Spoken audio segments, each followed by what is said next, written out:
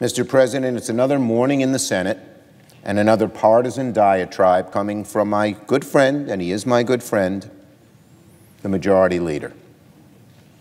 Instead of looking at what happened, that a young woman came forward because she felt compelled to, knowing she'd risk so much on herself, which unfortunately has happened, he seeks to blame somebody else. In this case, the Democrats. Let's remember, Dr. Ford came forward before Judge Kavanaugh was even nominated. Dr.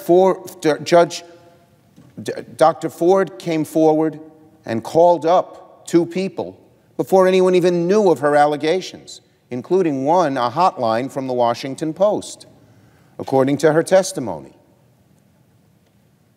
And our colleague, my colleague here, has engaged in a giant kabuki game. He knows how believable Dr. Ford is. He knows how the American people, a majority of them, believe Dr. Ford was telling the truth rather than Judge Kavanaugh. He knows that any focus on Dr. Ford would bring more feelings that Judge Kavanaugh is the wrong person for the Supreme Court. But he can't attack Dr. Ford because of her credibility, greater than Judge Kavanaugh's. And so he attacks, quote, Democrats, increasing the partisan rancor and basically the fundamental lack of getting to the truth in this chamber. I'd like to ask the Majority Leader a few questions based on what he said a few minutes ago.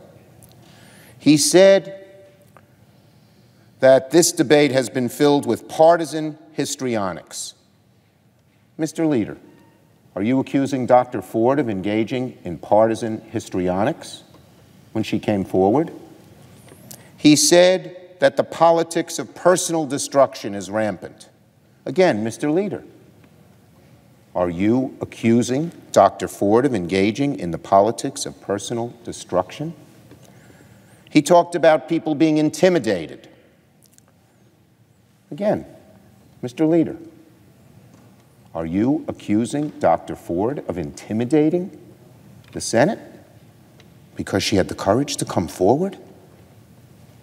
And he talks over and over again about the outrageous smear. Mr. Leader, it's about time you came forward and came clean. When you say outrageous smear, you're really referring to what Dr. Ford said, but you can't say so because everyone knows that kind of rhetoric would be outrageous. But it's her testimony that got this whole thing going. Her testimony required by one courageous Republican who said he wouldn't just rush things through, as Leader McConnell attempted to do. And that's why there was a hearing. Not any Democrats, none. I said yesterday that the leader is telling one of the greatest mistruths I've heard on the floor, that Democrats have delayed. Again, Mr. Leader, what power do we have to delay? Isn't it true that you set the time and place of hearings, or your committee chairs do, and you set the time and place of when we vote, with no effect from the Democrats, no influence by Democrats? If you've delayed, Mr. Leader, it's because you've delayed. If there's been delay, Mr. Leader, it's because you've delayed. But ultimately, Dr. Ford came forward and won America's hearts. And our Republican colleagues were upset because that might derail their headlong rush to put Judge Kavanaugh on the Supreme Court. Led by Judge Kavanaugh at his return testimony, and by President Trump and by Leader McConnell, they've tried to misdirect the whole issue away from Dr. Ford, who is the cause, the reason we are debating all of this, and towards other bogeymen, many of whom happen to be Democrats, coincidentally. It's wrong. What our Republican friends are doing, what my dear friend the leader is doing, is demeaning to Dr. Ford. and demeaning is the last thing Dr. Ford and others who have gone through what she's gone through needs now or deserves now. So I would say to the leader, if you're talking about partisan histrionics, if you're talking about politics of personal destruction, if you're talking about being intimidated, if you're talking about outrageous smears, you are really accusing Dr. Ford of all those things, not anyone else, because she is the reason we are all here in this type of discussion. And no Democrat importuned her to come. No Democrat. Senator Feinstein tried to respect her wishes and not make it public. That was not a political instinct, that was a human instinct. As I understand it, Senator Feinstein's staff called each week and said, do you want to go public now? And Dr. Ford said no, and Dianne Feinstein respected it. Now, because she did that, our Republican friends are accusing her of manipulating. Manipulating what? Dr. Ford's desire to keep this private? And we heard what Dr. Ford said. She wrestled with deciding whether to go public.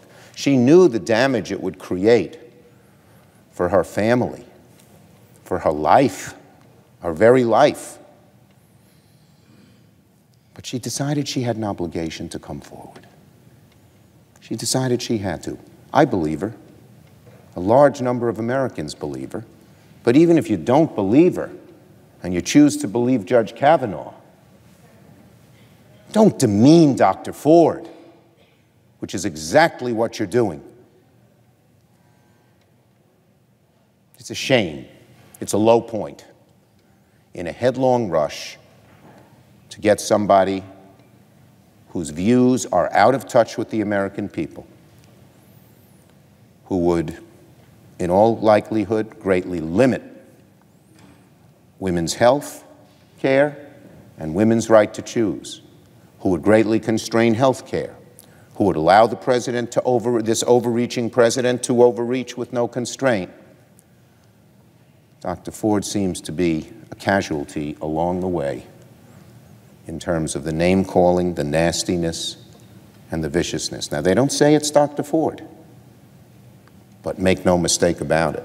It's her they're talking about, because it was only she who brought all of these things up, not Democrats. Democrats didn't put words in her mouth. These came from the heart. Now, I'd make three final points about the documents that have been released late last night. First, we Democrats had many fears that this would be an all too limited process that would constrain the FBI from getting the facts. Having received a thorough briefing a few minutes ago, our fears have been realized. Our fears have been realized. This is not a thorough investigation.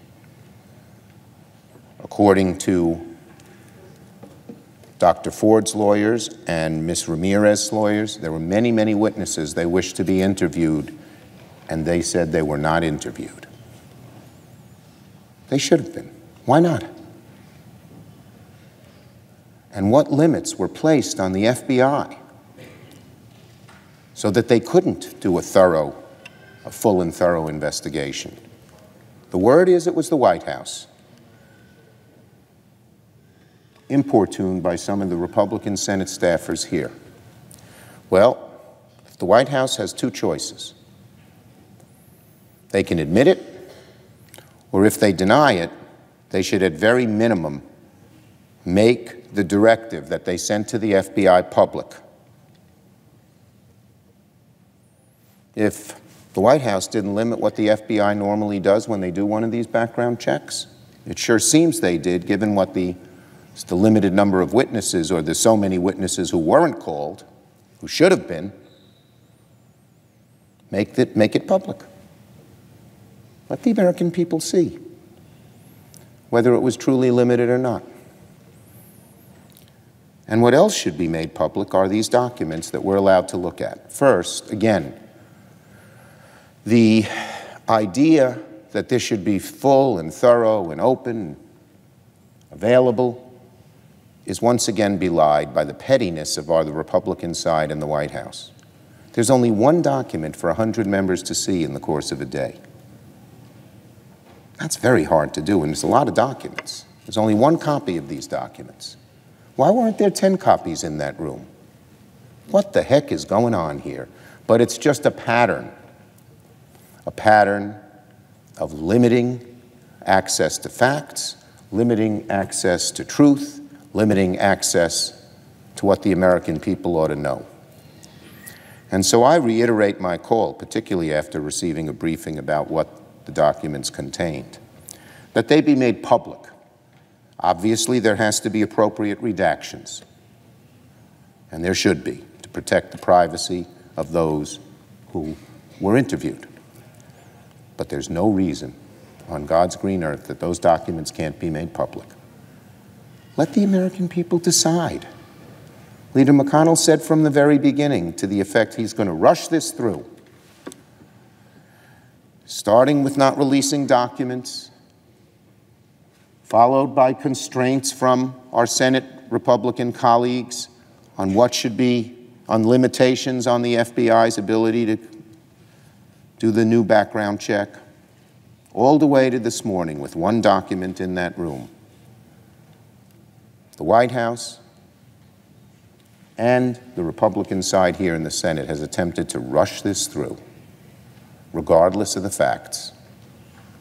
It's wrong.